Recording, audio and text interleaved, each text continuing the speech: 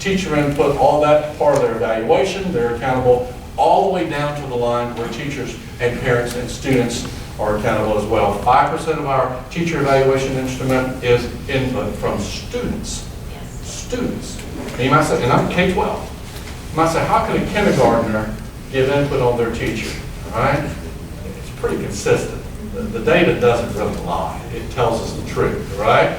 And we can deny it, but you're still going to have to deal with it, right? That's so important. So these relationships help us build that bridge for employee evaluation. I talk about escalating academic success. Over the past 4 years, I'll give you a handout that really digested in a variety of ways. We've seen graduation rate increase, dropout rate increase in reading performance, increase slightly in math performance, which is always our Achilles heel. Our science scores are up. Our retention rate has dropped at 3rd grade, and we really believe it's because of this transparent accountability that we've instituted, and all focusing on students. It really is very, very, very complimentary, okay? When we talk about major goals, wow, there's so many in education. Remember, we're in Florida. It's going to change tonight, right? State Board adopted the digital education plan, which I read, and I thought, oh, that's nice. Okay, all right. That's $260 million worth of expectations, and they got 37 cents to spend, so I don't know what that's going to look like, right? But employee evaluation was something we had to focus on because we saw it coming. We put together an administrative evaluation tool that included those employee engagement surveys, support card surveys, before we did the teacher evaluation instrument. And the board adopted it and moved forward. We worked on it under a year, and our administrators were scratching their head. So when it came time for us to put into play the teacher evaluation instrument, I looked at my union president and I said, wait a minute, this is not going to be a problem, is it? Because we're already doing it on the admin side. She says, no, it's not. Now, that conversation would not have taken place 3 years ago, 4 years ago, because of the relationship issue. You understand how valuable that is. It's about relationship building. When you talk about what matters, these two right here, absolutes. They are non-negotiables in Santa Rosa County. You can call it rounding, you can call it visiting, you can call it whatever you want to, all right? But I have the expectations that my 4 assistant superintendents round on their staff, and they report to me when they round. I have the expectation that that a principal, let me just walk through. Assistant superintendents round on directors, directors round on principals, principals round on teachers, and teachers round on kids, all right? And we all have expectations to our customer, the parent. That really is our focus. That's how we walk through it. We develop stop-line reports. We develop all those things that are important. But the most important thing is this rounding, and it really does matter. Why? I go back because it was all about relationships for us and accountability and transparency, and it worked. Suddenly, we talked to each other. Suddenly, we began to have discussions that were professional. Suddenly, we began to have an excited, factually, data-based discussion that was useful rather than yelling and screaming at each other. You understand? In a professional way, all right? In a professional way. Really, it really was very professional. Now, Robin mentioned leadership development institutes. They are the lifeblood, I believe, of our success. When you force some people to sit and develop themselves who really don't want to be there, 2 things happen. 1, they change, or 2, they leave.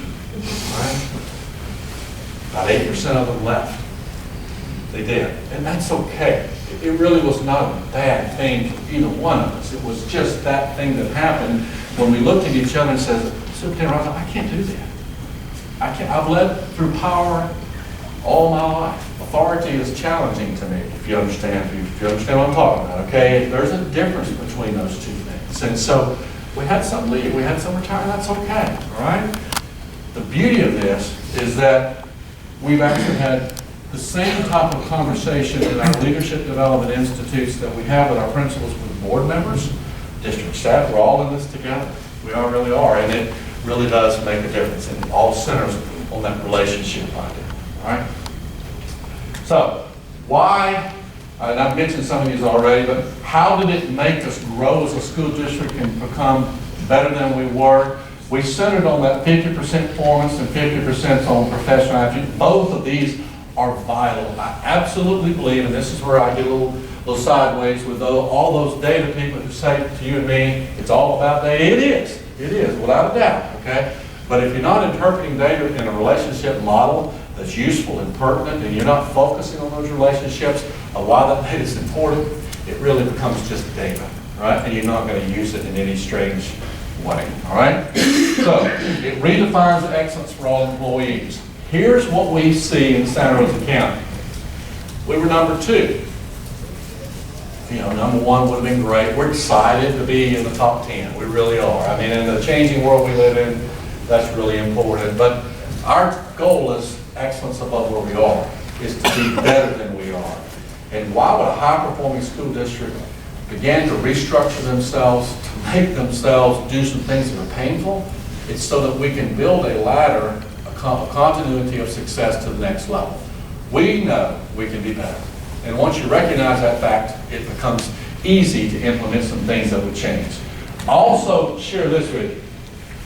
What redefines excellence for all employees is a huge paradigm shift in Santa Rosa County and in the state of Florida. High achieving, very few teachers, am I right? Can I get an amen over here? High achieving is very few. Very, very few. When I measured myself this year with the parameters that I set, I was average. And I looked at my board and said, you got an average superintendent by the rubric we've developed. Why? Because I'll guarantee you, if we invoke Marzano or Danielson or whatever it is that you are playing with Race to the Top, you're going to find yourself the same as we are. Your teachers are quality teachers, but as in Santa Rosa County, 94.6% of them were highly effective. I don't think so. I don't think so. This superintendent wasn't. And so when I stood in front of my board, they looked at me and said, you're average? I'm average. But I'm going to get better. And here's how I'm going to get better. It set the tone for my administrators and my teachers, all the way down to that ed support bus driver who looked at him and says, I can probably be better too. I can. And that's the climate, all invoked by a relationship building mechanism. So accountability and employee excellence really stems from having the vision of invoking or implementing a system such as evidence-based leadership that really holds yourself accountable. It's really about holding me accountable before I hold others accountable. She mentioned servant leadership. We reading books and doing a book study, which is fantastic. It's awesome. There's 100 out there that you can choose from, but our focus, as I go back to, the 3 non-negotiables are, we're servant leaders, okay? We demand excellence of ourselves and others, and we focus on kids. That's the reason we're going to move forward, and that's the reason that I believe we are a high-performing school district that will be better in the end. I know I've covered a lot at a very rapid pace, but I would love to entertain some questions that you may have. Silence falls across the room. Yes. Define servant leadership, because I mean, I'm sure they asked you that. You're a servant leader. Define it. Servant leader is that my focus is not on myself, first of all, is that I focus on that person or persons that I'm responsible for, and in education, it really is about kids. So that really is why we're non-negotiating about focusing on students. You got something there? The only thing I was going to say, in Tim's description, it was kind of hard if you didn't live what Tim lived with that constitutional amendment issue. It completely polarized people. And it was all about beliefs and values. And so it was a very, very tense and emotionally charged time. So when he says this was hard, it was hard because it was on national news. It obviously was on local news. You can go to the website and still all of the articles pop up. So what Tim did, and we say this with absolute honesty, he took a risk at a time when most people would not have stepped out there. But because he did, and he talks about the union president, Rhonda, and literally, they created a teacher evaluation in as smooth a process as I think would even ever be possible. Of course, they had a great leader, not only Tim Wyrosdick, but Lewis Lynn, who is their assistant superintendent for HR is the one who led that particular charge and did a great job. So He that's did. what- It was tumultuous in and of itself, the First Amendment issues that we dealt with polarized every individual in Santa Rosa County, everyone. I could just start by telling you, there were 3 separate cases to that whole litigational issue. They're all resolved. We were a better school district because of it, I believe so. It was tough, hard, very, very hard to deal with. I had to make some decisions, the board had to make some decisions that, I'm just going to give you a few, but then I'm going to follow up and shut up. Because I'm on challenge. I don't believe in speaking too long, but I don't leave a challenge, and here it is. I teach a Sunday school class at Emmanuel Baptist Church. The parent of one of the daughters in that litigation that I had to disallow to speak at a high school graduation because she was senior class president of one of my parents and one of my students. You talk about relationships being close. I mentioned the principal hired me, mentored me, tutored me. I had to look at him and say, if you do that again, I'll fire you. It was hard, hard. You cannot believe how hard it was. Those relationships polarize everyone.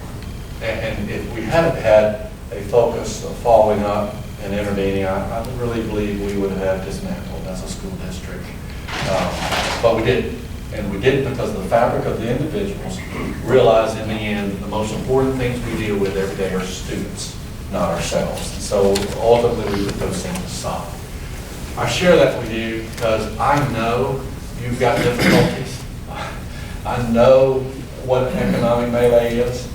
I know what a dysfunctional school district is. The one thing I don't have is a dysfunctional school board, but I could, all right, if we didn't work it, okay?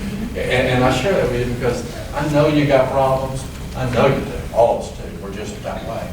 And I know school systems are facing difficulties, but I doubt that you had the difficulties we had in 2009, 2002, 2010, all right? And it's because quality, people do a quality thing and building those relationships that matter, okay? A little bit about